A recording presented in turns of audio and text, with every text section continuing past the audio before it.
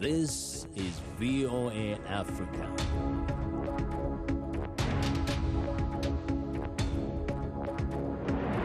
Hello, I'm Esther Githui-Ewart.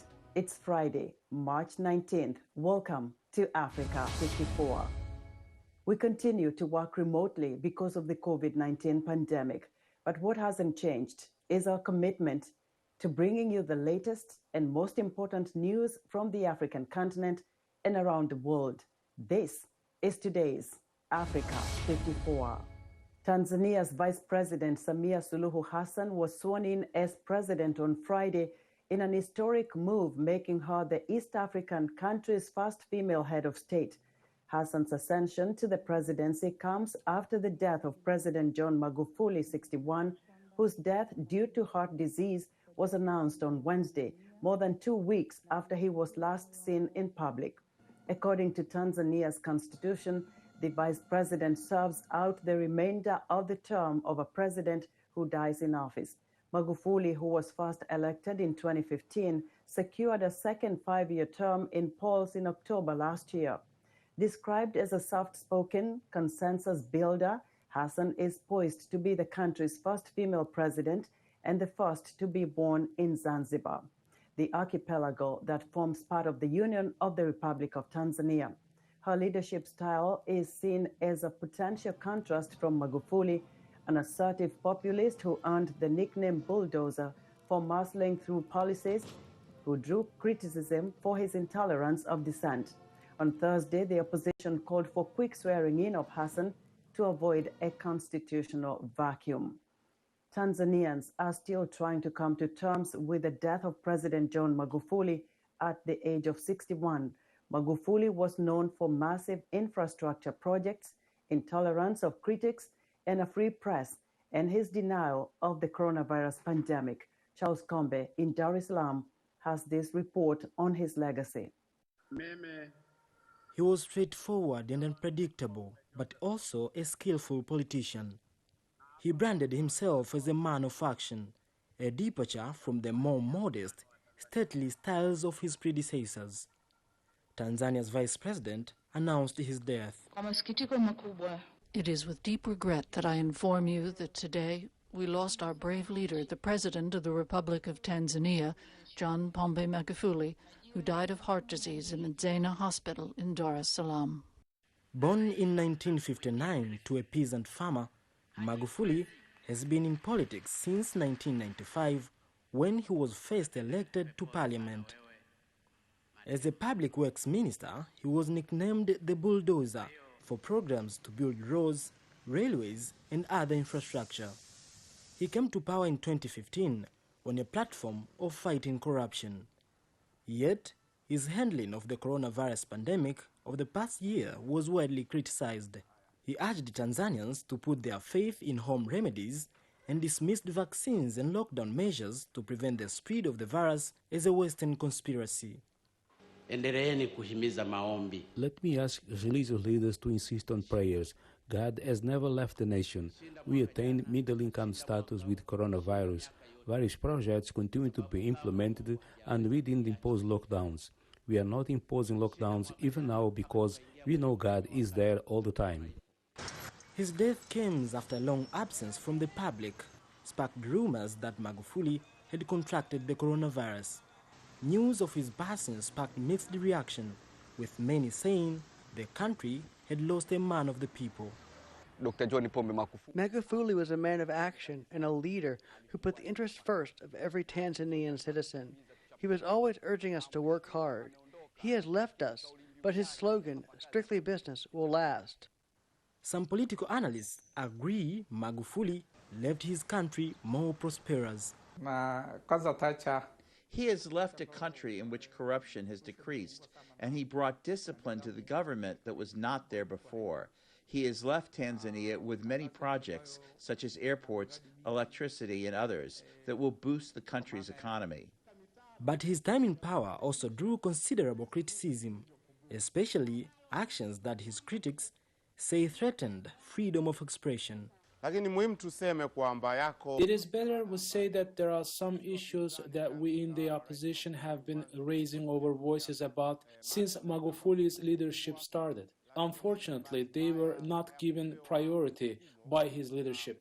The incoming president, Samia Hassan, should give priority to these issues, like economic, political and social prosperity and human rights. Vice President Hassan will lead the country for the remainder of Magufuli's term, becoming the first female president in the East African nation. Charles Kombe for VOA News, Dar es Salaam. For more perspective on the long silence over the late President Magufuli's illness, the eventual announcement of his death, and what this all means for Tanzania in the coming months, English to Africa TV's managing editor Vincent Makori via Skype spoke with Dr. Patrick Nigula, a lecturer at South Carolina University and native of Tanzania. He first asked him his reaction to the news of Magufuli's death. To beginning with, it was a great shock when I received the message yesterday. But I think all of us, we already had that the uncertainty that our leaders wasn't nowhere to be seen. But I think it's because of the Africans' traditions. They were pretty much maybe waiting for who will be a leader to come in front of the podium and then announce to Tanzania about the death and the people in Africa, just in general. Yeah, part of the speculation was that President Magufuli had contracted COVID-19. He was critically ill. Initially, it was said in Nairobi, and possibly was taken to India, and he was incapacitated. But the announcement we got said he died of a heart problem. How plausible does that sound to you? Well, I think here what we are learning as the media is it's the crisis management in communication, and the failure for the head of Tanzanian Ministry of Communications to communicate or to disseminate the right information to the people has causes all these confusions that we've heard for the past weeks. So coming back to your question, I think crisis management and communications management was the centerpiece that was missing in that piece of the puzzle. Now, some would say there were denials for all that time over the health of the president. Some insisted it was just indoors working on certain files. Then later, here is the confession that he has been sick, hospitalized since March 6th. What does that do to the credibility of the government, and even specifically of that of the vice president who is expected to become the president now? Well, now we're going back again to the government ethics and the accountability to the nation, and then I think now is the time for the top leadership in Tanzania to sit back and look and see what has happened before the announcement of the death of the Tanzanian president, and correct their mistakes and to be honest and truth to the people of the Tanzania and the people just in general in the world. Yes. Now, the president, now the late president, was very insistent on not doing anything about COVID-19 in terms of wearing masks or using any other preventive methods. And he never did it himself, but he encouraged the citizens to just keep praying, be a prayerful nation. But then he was in hospital. And how should Tanzanians take this? That when he got sick, he didn't just stay home and pray. He went to hospital, and he has now passed on. But many Tanzanians, it's feared, have died of COVID, and nobody wants to talk about it. I think there was these fears that was built upon, let me say, it's these political propagandas that this pandemic, the COVID-19 is the hoax.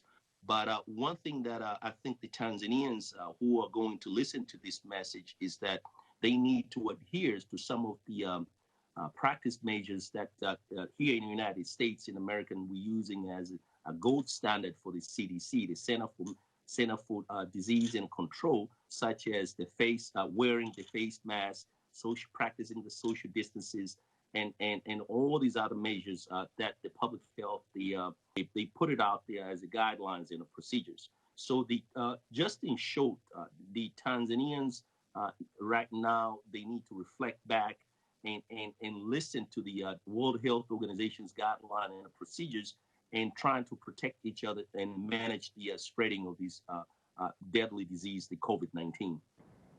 I saw an image, a picture of the vice president not long ago, just a few minutes ago, accompanied by, I believe, senior government officials, possibly cabinet members, and they were wearing masks, white masks.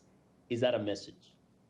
I think right now, if you look at very close to that, the president office, they have lost pretty much three government top officials, the president himself, the chief secretary, and others, the individuals who they assist the office of the president. I think it's just sent a very good signal message that the COVID-19 is not a hoax, but they need to take the gold standard that has been put out there with the Center for Disease and Control and World Health Organization. That was Dr. Patrick Nigula, a lecturer at the South Carolina University and native of Tanzania. He spoke from Columbia, South Carolina. Voters in the Republic of Congo head to the polls on Sunday to elect a president. Incumbent President Denis Sassou Nguesso is seeking a fourth term. He faces 6 other candidates. If there's no clear winner, 2 candidates with majority votes will go for a second round 21 days after the results are announced. For more on this election, I spoke to VOA reporter Esther Githui-Ewart in the DRC and began by asking her what chance the opposition has against President Nguesso. 6 candidates are running against the outgoing head of state, Denis Sassou Nguesso. Among them are 2 former ministers. Mathias Dzon is one of them, and the second one is Guy Brice Parfait Kolelas, who was an unsuccessful candidate in the 2016 presidential elections. In 2015, a referendum considered by some as staged allowed to remove a 70-year age limit and a ban on presidents serving more than 2 terms. President Sassou Nguesso is 77 today. Second fact, the year following the referendum, President Sassou Nguesso ran for a 3rd term in elections in March 2016. His rivals, former General Jean-Marie Michel Mokoko and former Minister André Okombi-Salisa, disputed the results. They were arrested, put on trial, and each handed 20 years in jail on charges of undermining state security, and they still are in jail. A lot of people, Anastasia, are very curious about what changes then this incumbent president is promising if he wins this 4th term after all those years, 36 years in power. And 36 years in power, and those questions are completely understandable. So let's talk about the program, the president program. It's called, in English, it translates into Together Let's Continue the March Towards Development, a long march it seems. And it is divided into 9 points.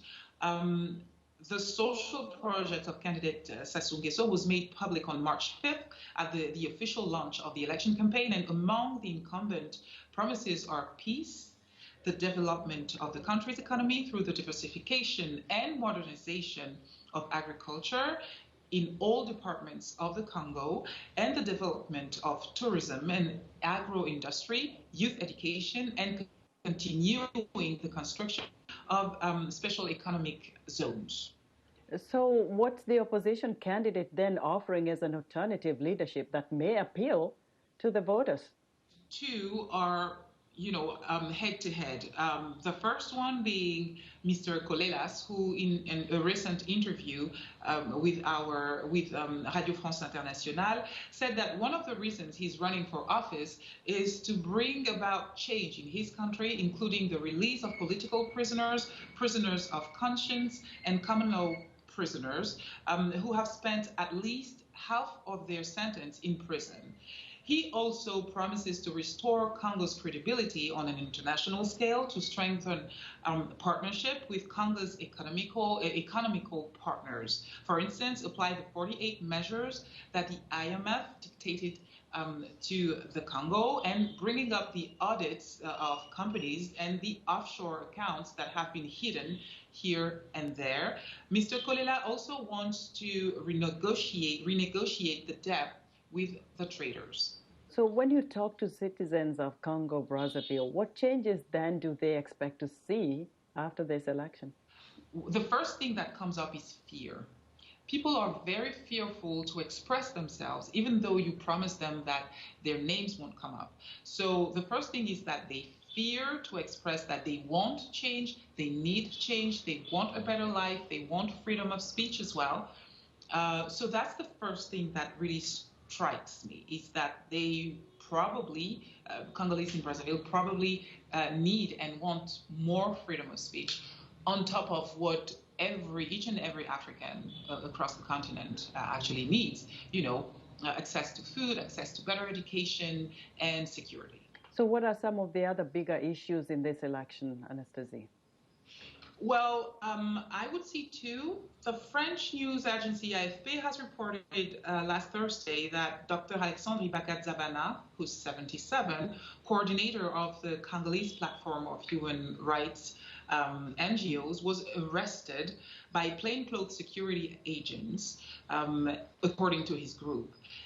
He is accused of wanting to destabilize the electoral process. On what account, we don't know yet. Second point, last month, Catholic bishops and civil society groups expressed concerns about the transparency of the elections. I would just like to add that on an economical scale, Congo-Brazzaville has been hit hard by the low price of oil.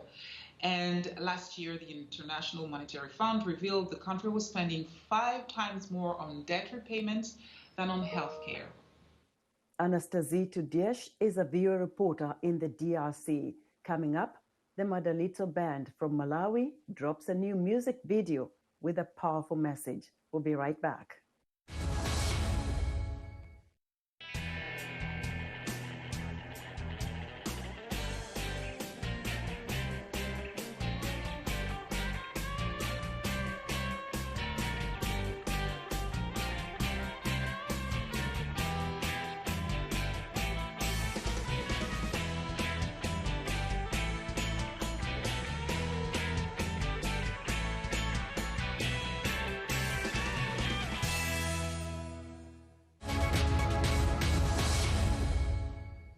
Welcome back to Africa 54.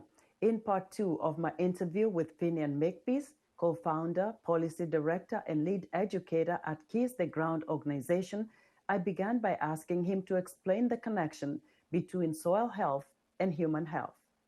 So it's the organisms that make most minerals available. So when we have healthy living soil, those minerals can be taken up by the plant, and all of a sudden they come back and they make healthy leaf or healthy fruit, because those trace minerals, all those trace minerals that our body needs, are made available because of microorganisms. So unless we have healthy soil that's full of life, we don't get the nutrients that we need. Given that this is a global concern, how important are consumers in this fight to get organically produced food? I always say consumers are going to drive a bunch of this, a big part of it. They're deciding where they're going to get their product from, how their product's going to be made, how that's going to be sourced. Any of these purchasing agreements can be adjusted so they're supporting regeneratively grown food if we take that advocacy on. So that's why I do something called soil advocate training. We've trained about 3,000 advocates from over 30 different countries on how to advocate in their place, in their time, and make big differences. Finian, how far have you taken this a fight, so to speak, to the U.S. government? The 25th of February, the new chairman of the House Ag Committee for the United States, Chairman Scott, he's a representative out of Georgia. He brought Gabe Brown to testify, and he showed a trailer of Kiss the Ground, the film, at the first hearing for the new House Ag Committee this year. So that was really a special moment. I was helpful in helping to curate that, make Gabe Brown our representative here, and help to make sure those messages were loud and clear. We're working with groups all across the world who are working with their governments. So we help to help people help themselves when it comes to advocating their governments. So that's what I'm most inspired about, is empowering advocates all across the world. 80% of all antibiotics sold are used unnecessarily on livestock. You had a career in music, and I just want to know what hit you to get into this transformation. What happened? The first thing that happened was I had a dream that altered my perspective on how much I needed to do to get involved. I was an old man in this dream, like 90 years old, and I was living in a refugee camp in Brazil at the time. And global climate change had wreaked havoc on the world. Billions of people had died and been misplaced. And I'm in this refugee camp, and my granddaughter wakes me up in the middle of the night. She's like, I found a hole in the fence. And the two of us sneak out of the refugee camp, and we walk through the hills. And then as we come over the crest of this one hill, in front of us is a city that's totally destroyed. And she looks up at me, and she has tears streaming down her face. And she's like, why did you let this happen? In that moment, I woke up and I was like, what would I say if that really happened? Because it is possible. Fossil fuels are by no means the only thing that is causing climate change. When we damage soils, carbon goes back to the atmosphere. But when we destroy soil, it releases carbon dioxide. Biosequestration is using plants, trees, and techniques of grazing and farming to capture carbon and store it in the soil. Is the damage done, or can we reverse this? And how quickly can we do this? So much damage is done, and so much damage is being done. So one thing to remind ourselves all of is that if we halted all emissions today, we still have more residual carbon in our atmosphere with nowhere to go because of what we've done to our land. We have to start thinking beyond just limiting emissions into regeneration of our land so it functions again. And that's the hope that humanity has. We haven't been this dry in decades. At the end of the day, to be truly economical and efficient, farming needs healthy ecosystems.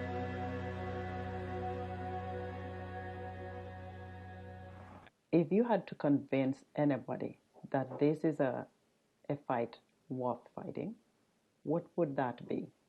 I strongly urge you to go to land that's been regenerated and stand on the fence line and see the world we're creating now, which is massive desertification and degradation, and to see on the other side what management, just what humans are helping to steward on that land, the significant difference. And there's countless examples all over Africa, all over the US, where you can see how was management helping to regenerate this land or degenerate. It's happening all over the world. In some of the most degraded places, turning into lush, abundant spaces because of how they're managed. And it can be done with livestock, it can be done with agroforestry, it can be done all over the world in every different environment. The principles of regenerative agriculture are tried and true in every continent, every place, everywhere. Finian Makepeace is a co-founder of the Kiss the Ground organization.